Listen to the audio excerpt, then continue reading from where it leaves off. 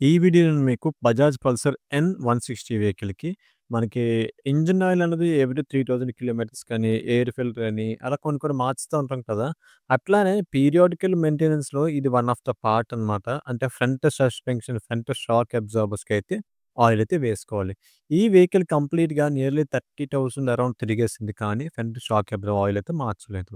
So, ఎప్పటికి మార్చుకోవాలనేది మనం డీటెయిల్‌గా మాట్లాడుకుందాం వీడియో మధ్యలోనే. సో, దానికన్నా ముందు ఇవి ఎలా ఓపెన్ చేసుకోవాలంటే ఫ్రంట్ వీల్ యాక్సిల్ ఓపెన్ చేసి క్యాలిబర్ బోల్ట్స్ అట్లానే మడ్‌గార్డ్ బోల్ట్స్, ఏబీఎస్ కేబుల్ అవన్నీ కూడా డిస్కనెక్ట్ చేసేయండి. షాక్ అబ్జార్బర్స్ బయట తీయడానికి టీ ఫోర్క్ బోల్ట్ అలానే పైన అప్పర్ టీ ఫోర్క్ బోల్ట్, ఎల్‌ఎంకి బోల్ట్ అయితే యూజ్ చేసి మొత్తం అయితే లూజ్ చేసేసి మీద నుంచి కూడా లూజ్ చేసుకొని షాక్ అబ్జార్బర్స్ అయితే బయటికి తీసేయండి ఫ్రెండ్స్. సో, ఇక్కడ పడే టూల్స్ ఏవైతే ఉన్నాయో ఎల్‌ఎంకి 6 5 12 సైజ్ బిట్ ఉండాలి. 22, 19 12 సైజ్ స్పానర్ అవి ఉంటే సరిపోతుంది.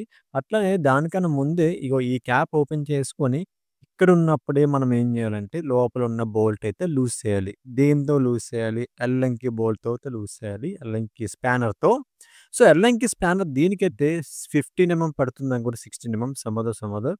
సో, వన్ మోర్ థింగ్ ముందుగానే చెప్తున్నా. నా ఫోన్ కొద్దిగా రిపేర్ వచ్చి బ్లాక్‌బెర్రీ మొబైల్‌తో రికార్డ్ చేస్తున్నా. కొద్దిగా లైటింగ్ ఇష్యూ ఉండడం వల్ల కెమెరా అయితే కొద్దిగా సంథింగ్ బెటర్‌గా ఉండదు. అండర్‌స్టాండ్ చేసుకోండి. చూసారు కదా! ఇలాంటి పెద్ద ఇంకోటి పర్చేస్ చేసి జాగ్రత్తగా మీదున్న బోల్ట్ అయితే లూజ్ చేసేయండి. లూజ్ చేసేసి కంప్లీట్‌గా బయటికి తీసేసి లోపలున్న స్ప్రింగ్, ప్లాస్టిక్ బుష్ అయితే దీనికొకటి ఉంటుందనమాట.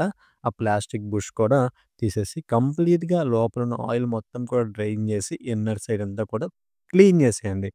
ఓకే. చూసారు కదా! ఎంత పొడవు బుష్ ఉందో.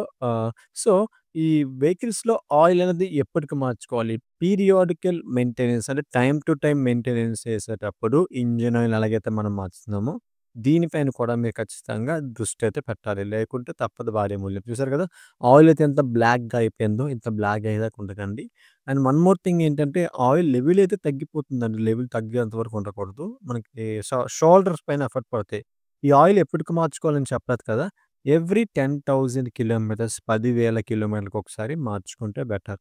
లేదా మేమెక్కువ గతుకుల్లో తిరుగుతాం, ఎక్కువ మరి ఆఫ్ రోడింగ్‌కి వెళ్తాం అనుకుంటే, త్వరగా ఆయిల్ అనేది డ్రైన్ అవుతుంది, టైం అయిపోతుంది కాబట్టి కొంచెం ఎర్లీగా మార్చుకోండి. మీకు సస్పెన్షన్ వీక్‌గా ఉంటే మార్చుకోవచ్చు. అలాగని స్మూత్ ఉంటే మార్చుకోవద్దు. కంప్లీట్‌గా వీక్ అయితేనే మార్చుకోండి. ఓకేనా? అది వీక్ ఉంది లేదని ఎలా తెలుసుకోవాలంటే మీరు జస్ట్ ఏముంది రన్నింగ్ లైన్‌లో ఫ్రంట్ బ్రేక్ కొడితే ఒకేసారి దిగిపోతుంటే అది వీక్ ఉన్నట్టు, లేదంటే బాగున్నట్టు. ఈ స్ప్రింగులు వేసే విధానం చాలా డిఫరెన్స్ ఉందని ఏమాత్రం తిరగేసి వేసినా మనకి యాక్షన్ తేడా వస్తుంది. స్ప్రింగ్‌కి వన్‌సారి గ్యాప్ ఎక్కువ ఉంటుంది. ఇంకోసారి గ్యాప్ తక్కువ ఉంటుంది. తక్కువ ఉన్నది కిందకి వేయండి. ఎక్కువ ఉన్నది పైకి వేయండి. సో, అలానే ప్లాస్టిక్. ఇందులో ఆయిల్ ఎన్ని వేయాలి? ఏంటి ఇన్నోటి బాటిల్ వరుసగా పెట్టారు షో అంటారు. అదేం కాదండి. N160కి నేను ప్రిఫర్ చేసే ఆయిల్ అనేది 400-450 పెర్ స్టెమ్ పెర్ షాక్ అబ్జార్బర్‌కి 400-450 లోపైతే వేసుకోవచ్చు. కానీ కరెక్ట్‌గా మీకు యాక్షన్ ఉండాలనుకున్నట్లయితే హార్డ్ కాకుండా స్మూత్ ఉండాలి. మీడియం ఉండాలనుకుంటే 420 వేసుకుంటే కరెక్ట్‌గా సరిపోతుంది ఫ్రెండ్స్.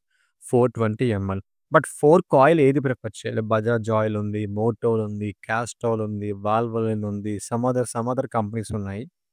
కానీ నేను ఈ వాల్వోలిన్ ఆయిల్ మాత్రం ప్రిఫర్ చేస్తాను ఎప్పటినుంచో. ఎందుకంటే పెర్ఫార్మన్స్ పరంగా కస్టమర్‌కైతే బావుంటుంది. ఒక 10,000 కిలోమీటర్లు తిరిగినప్పటికీ కూడా ఆయిల్ అయితే కలర్ చేంజ్ అవ్వటం లేదు. బావుంది కాబట్టి. సో, నేనైతే ఇదే ప్రిఫర్ చేస్తున్నా. ఆయిల్ కూడా కంప్లీట్‌లీ సింథటిక్ వైట్ ఆయిల్ వస్తుంది. ప్యూర్ వైట్ అనమాట. మిగతా ఆయిల్స్ అయితే కొంచెం కలర్ మిక్సింగ్ ఉంటాయి. ఇది అలా కాదు కంప్లీట్‌గా ప్యూర్ ఉంటుంది కాబట్టి సో, నేను 420 ఆయిల్ అయితే దీనికి వేస్తున్నా. మీరు ఏది ఆయిల్ ఏస్తారో కింద కామెంట్ చేయండి. ఇది కంప్లీట్‌గా హైడ్రాలిక్ ఆయిల్ అన్నమాట. Front shock absorbers hydraulic oil ఇది. అండ్ మీ దగ్గర కనుక మెజరింగ్ జార్ లేకపోతే ఇలాంటి ఇంజిన్ ఆయిల్ టిన్ ఒకటి తీసుకొని అందులో ఆయిల్ అయితే వేసుకొని చెక్ చేసుకోండి. మీకోసమే నేను ఈ ఆయిల్ వేస్తున్నాను. అది ఆల్రెడీ మెజరింగ్ జార్ ఉంది. సో, మీ దగ్గర లేకపోతే ఇలా ఈ రకంగా చెక్ చేసుకోవచ్చు. ప్రత్యేకంగా మెజరింగ్ జార్ కొనడమంటే ఒక రూ. 250 బొక్క. అట్లా డబ్బులైతే వేస్ట్ చేయకండి. డబ్బులు ఊరికనే రావు. సో, 4కి ఆయిల్ అయితే మనం కంప్లీట్‌గా వేసేసుకున్నాం. 420 అయితే పెర్ స్టెమ్ వేసుకొని కంప్లీట్‌గా ఆయిల్ అయితే అందులో డ్రాప్ చేసేయండి. డ్రాప్ చేసిన తర్వాత స్లోగా వేయండి. ఎక్కువ ఫోర్స్ ఎక్కువ వేసేయొద్దు. వేస్తే ఏమవుతుందంటే, ఆ ఆయిల్ వేసినప్పుడు ఎయిర్ వెళ్ళక బబుల్స్ అయితే వచ్చి కంప్లీట్‌గా ఆయిల్ అయితే మీదకి తుల్లిపోతుంది. సో, కొద్దిగా వేయండి. చూసారు కదా! మీదకొచ్చేసింది అప్పుడే. గొట్టం చాలా గ్యాప్ ఉంది కానీ మీదకొచ్చేసింది. స్లోగా వేయండి. వేసిన తర్వాత క్యాప్ క్లోజ్ చేయకుండా షాక్ అబ్జార్బర్‌ని కిందకి మీదకి ఒక 2 సార్లు పంప్ చేసి అప్పుడు లోపలున్న ప్లాస్టిక్ బుష్ వేసి మీదన్న బోల్ట్ అయితే వేసేసి ఫుల్ టైట్ అయితే చేసేయండి. ఈ పంప్ చేసిన పర్టిక్యులర్ ప్రొసీజర్‌నైతే స్కిప్ చేశాను. సో, ఈ బోల్ట్ అయితే వేసేసుకొని కుదిరితే ఓరింగ్ మార్చేసుకొని బాగోకపోతే బాగుంటే పర్వాలేదు. అలా అయినందానికి టప్ అండ్ టేప్ అయితే వేసేసి బోల్ట్ అయితే క్లోజ్ చేయండి. యథావిధిగా ఈ పర్టిక్యులర్ ఒక స్టెమ్‌కి ఎలాగైతే ఆయిల్ వేసామో, అలానే సెకండ్ స్టెమ్ కూడా same oil I mean same quantity కూడా సేమ్ అయితే వేసుకోండి ఫ్రెండ్స్. వేసుకొని బోల్ట్ అయితే టైట్ అయితే చేసేయండి. సో, ఫ్రెండ్స్ ఈ విధంగా అయితే N160కి ఫ్రంట్ సస్పెన్షన్ ఆయిల్ మార్చుకోవాలి. సో, ఇలాంటి వీడియోస్ మనం చాలా చేస్తాం. సస్పెన్షన్‌కి సంబంధించిన ఆయిల్ సీల్ రీప్లేస్‌మెంట్ అన్నీ కూడా ప్లే లిస్ట్‌ని చెక్ చేసండి.